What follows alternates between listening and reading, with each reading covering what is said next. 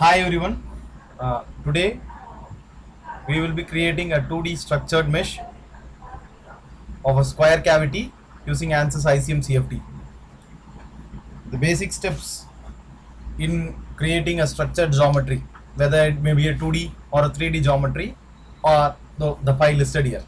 That is, the first thing is geometry creation or import.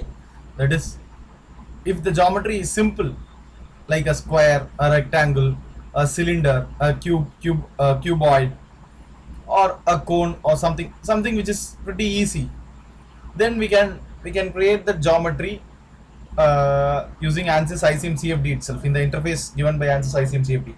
If the geometry is complex, then or in some cases like the modeling will be done elsewhere, that is using modeling tools like Creo, SolidWorks, as well as open source softwares like Salome. In that case, we can export as an export IGS file. Export the IGS file only surface, which is the IGS file that has to be exported from those things. It should be a surface file, and import it over the interface in ICM CFD. Both these things will work. In our case, since our thing is a square cavity, we will be creating the geometry within the ICM CFD interface itself. Now, after after geometry creation, the other thing is blocking. Blocking is creating a domain which encompasses our complete geometry. For example, if our geometry is a cylinder, I'm just stating an example. If our geometry is a cylinder, if we do a block of it, it is a cube. It is a cuboid that covers the whole cylinder. You can guess, right? If it is a very curved surface, our block will be if it is a curved surface, our block will be a cuboid encompassing all the projections, everything on in our geometry. That is blocking. Then if we create a block, we have to associate the edges of the block, the surfaces of the block, and the points of the block to the geometry. There, associate in that step we will be associating the edges of the block to edges of the geometry, associate the points of the block to points of the geometry, associate the faces of the block to surfaces of the geometry. Then the fourth step is define pre-mesh parameters. That is, we will be defining the mesh parameters, how much the spacing should be, and those sort of things. We will get into detail once doing the mesh. Then the final thing is we will be exporting the mesh as an .msh file that we will be using elsewhere in ANSYS Fluent or OpenFOAM. Let's start it with creating the geometry. My square cavity is of size 0.75 meter cross 0.75 meter. So let's go about it. The first thing is I will be creating 4 points, that is 4 corners of the square, and use those 4 points to create the surface.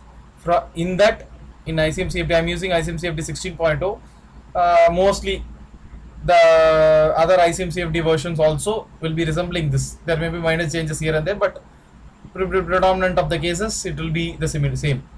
Under the geometry tab, I am just clicking on create point. Create point, I am going to click explicit coordinates. That is, create points using by just by us mentioning the explicit coordinates. Since our case is simple, I am going using this method. The first point, let it be the origin 0, 0, 0. Click apply. Then the second point, let us put 0.75 along the x direction. That is 0.75, 0, 0. Done. The third point, let it be 0.75, 0.75, 0. That is the point over here. We zoom it out. Just scroll the mouse in. That will cause the zoom to be zoom it out. Then the fourth point is 0, 0.75, 0. So that we will be getting a point over here. Done. We have done it. So I will be clicking dismiss. Now I am going to create a square by using these 4 points. So I am going to just click create modified surface under the geometry tab. Okay. Then I am going to click the first thing, that is simple surface. I am going to create the simple surface by from 4 points. In the drop down there is a point from 4 points. Locations, I am just going to click it, select locations, and I am just going to click the select locations. Select 4 locations. Just See, select four locations with left mouse button, middle equal to done. Quickly do it. 1, 2, 3, 4, middle mouse button. Done. We have created the surface. In the wireframe view, it is not completely clear, so we will be choosing to the solid simple display. Then it is pretty clear. Fine. Yeah, we are done with the geometry creation. Now the other part, let us come to blocking. As I said, blocking is creating a surface which encompasses all our surface. Since our surface is 2D, we will be creating a 2D block. If our surface is, if our geometry is 3D, we will be creating a 3D block. So let us be clear with what is a block and geometry. If we do blocking, there will be something called a block is created. We have two things now. One is the geometry that we create or import, and the other thing is block that will be created surrounding the geometry. In geometry, we call a point, but in a block, we call a point as a vertex. Getting? Then in geometry, we call a edge or a curve as a curve. In block, we call a edge or a curve as just edge. We have to be very clear. Both mean the same, but it is just the nomenclature that is used over here. Then we call here a surface as a surface. Here it is called a face. That these are some basic things to go with it. Now let's switch to our window. Now see, if you see in the model tree, the geometry, if you remove the surface, there will be, remove the curves, there will be 4 points. This is how basically you use the model tree. Before going for creating block, let us create the 4 boundaries. That is inlet. In our case, I use this as inlet, this as outlet. This will be a wall 1. This will be wall 1. This will be wall 2. Anyhow, it's case. For that, on the part, in the model tree, on parts, right click, create part. For that, just click, write inlet over here. Inlet, select entities, click it, and see, select entities with left middle button, middle when done. I am doing it. Inlet has been done. You can see that inlet part appears in the model tree. Now outlet. This is my outlet. I am clicking it, middle mouse button. Then there are 2 walls. Wall 1, that is over here. Clicking it, middle mouse button. Now the second thing is wall 2. I'm just writing it. Click. Done. You can see that we have created our inlet, outlet, wall 1 and wall 2. Now we can just go away from here. We can start with our blocking. Blocking, you can see that create block button is there. If you click that, since our domain is fluid, we are doing our meshing for solving in CFD solvers like ANSYS Fluent or OpenFOAM. I am typing it as vFluid. Any name is sufficient. 3D bounding box, you can click 2D planar, then click apply. See, the one thing is, since our geometry is square, that our block is also the same square. There will not be any much difference between a geometry and the block over here, because it is a fairly simple geometry. If it is a curved geometry, you would have been able to see, for a cylinder you would have been able to see a cuboid. For different curves or geometries, you will be seeing cuboid of different sizes. So in our case, for a square geometry, the block is also same. To just ensure that a block has been created, you can see that under the model tree there is a new heading called blocking. Under blocking there are so many things. See, points are called vertices over here. Okay, I'll remove the points and curves of the geometry. Still you have a square cavity. In that I'll remove the edges. There will be vertices, same as points. Here the edges or the curves are called curves, edges over here in blocks. You have to be very careful with the nomenclature. That is, in geometry, a point is a point. In block, a point is a vertex. In geometry, a curve is a curve, or edge is a curve. In block, it is just the edge. It is a curve is also called the edge. In surface, in geometry, it is surface. In block, it is face. You can see over here. So I will just again show those blocks and check. Done. Now I have created a block.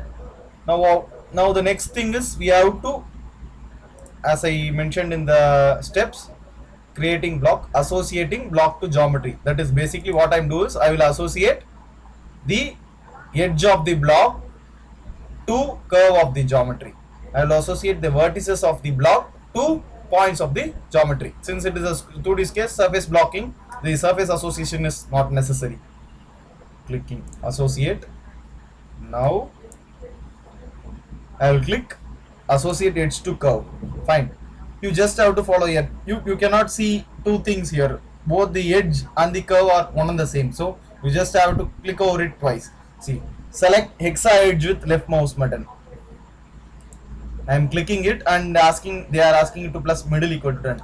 Done. Then they are asking to hexa curve. That is also the same, middle mouse button. Then this thing, hexacom curve, done. Hexa edge, done. Done. Done. Okay. Now as I have associated the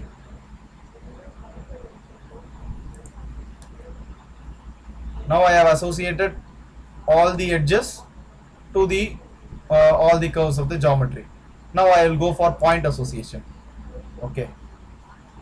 If I click it, let us remove the curves and edges, so that only the points and the vertices are available. It is asking select hexa vertex with left mouse button. I am clicking. You don't have to click any middle mouse button. It has already come select one point. So I am just clicking it twice, the same area. 1, 2. 1, 2. 1, 2. I have done. I've just done it with a bigger thing. Fine, no issues with that. You're all comfortable, I guess. Now I have associated the edges and the points. Now we will be defining what is the next step? We will be defining the pre-mesh parameters. It is under blocking itself, there is an option called pre-mesh parameters. Here we will be defining the meshing parameters. See, under this there is called as scale sizes. You just type a number, the mesh will be created accordingly. 5. I click apply. You just have to visualize the mesh. Under the blocking there is a thing called pre-mesh. Just check it. It will ask to recompute. Yes. See, 5 times 1, 2, 3, 4, 5, 6. It will be scaled to a factor of 5 plus 1. It works in some logic. If I put 6, then if I click apply, okay, that is to already existing thing, it will be scaled. So we can do this type of mesh creation when you don't have any for doing very basic analysis. But most of the CFD analysis, the main thing is you will be having you will need a very fine mesh near the surfaces of the walls, and a coarser mesh far away from the wall, like in this region. You will need a fine mesh over here, and a coarser mesh in the middle, like here. Getting the thing is, in CFD analysis you need a fine mesh in the regions near to the wall, because you need to capture the physics in that region. That will be happening on a very small scale. So to capture the physics in the region, your cell also should be matching that. For this purpose, what people will do is, like, they will calculate the y plus values, the first cell height, and so on. This you can find a lot of materials on y plus values, first cell height, in literature, but I'm not going to discuss it over here. That is beyond the scope of this video. So I will be just getting on with it. Now I'm going to use the edge parameters option. Fine. Now just uncheck the pre-mesh so that we can avoid some confusion. Yeah. Then edge. I will select this edge. Okay. You can see the arrow is this way. That is, the edge starts from here and ends here. So you have to be just comfortable with the terminologies here. Spacing 1. Spacing 1 is actually the first cell height that is nearer to this wall. That is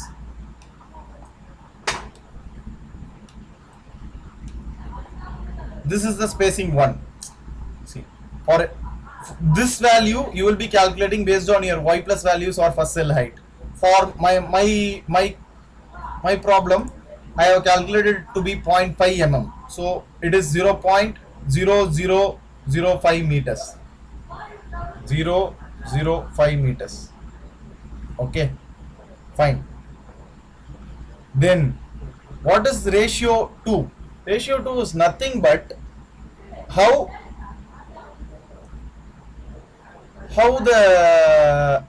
the spacing even, so that is gross. That is, for example, if my first cell height is 0.005, the ratio 1 is 2, then my second cell height will be twice of the first cell height, my third cell will be twice of the second cell height, and so on. That is the geometric progression ratio.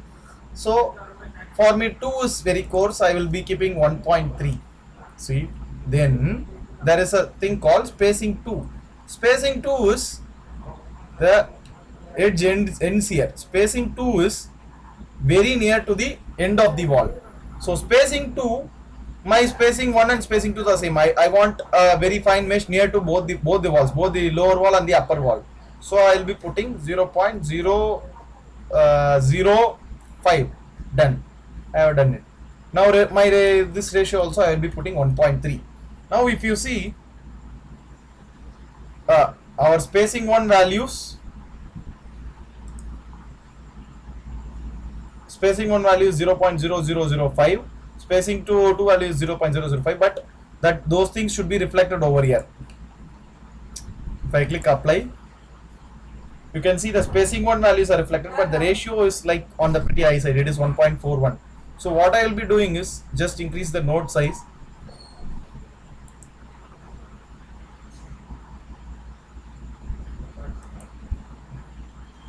So that my ratio becomes 1.3. You can see the ratio is changing. Now, like for 43 nodes, my ratio is like 1.3. I have actually done it.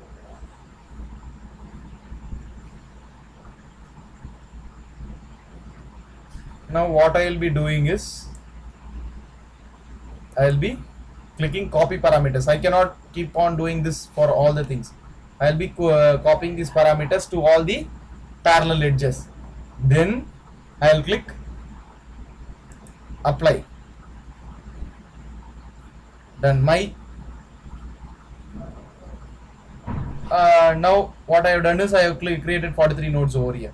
Now what I will do is I will just select the edge and do the same thing for this. So we already know it is 43 nodes. I want 0.005 in this wall and this wall as well. So I will be doing 1.3. Spacing will be 0.005, 1.3. Now I'll click apply. Now what I will do is I will recompute the mesh. I just has to click the pre-mesh, click yes. If you see all the 4 walls, the mesh is very fine, very close to the walls, and it spreads out when it is far away. That way our mesh has been now created. What we are going to do is, now the other step is exporting mesh as .msh file. This is fairly simple, just it is repetitive for even 2D and 3D cases. what we have to do is just on the pre-mesh, right click, we have to convert to unstructured mesh. Don't worry about it, the names will be misleading. That is, we are not going to create an unstructured mesh. We have already defined parameters for the structured mesh. We are just going through some procedures. You can say it is like steps to be done. Right click, pre-mesh, unstructured mesh is appearing in the tree. Now we are going to output that mesh. Click output mesh. First thing is click output mesh tab. First thing is you have to select solver. Our solver will be Ansys Fluent. We will be creating a .msh file which will be used for Ansys Fluent as well as OpenFOAM.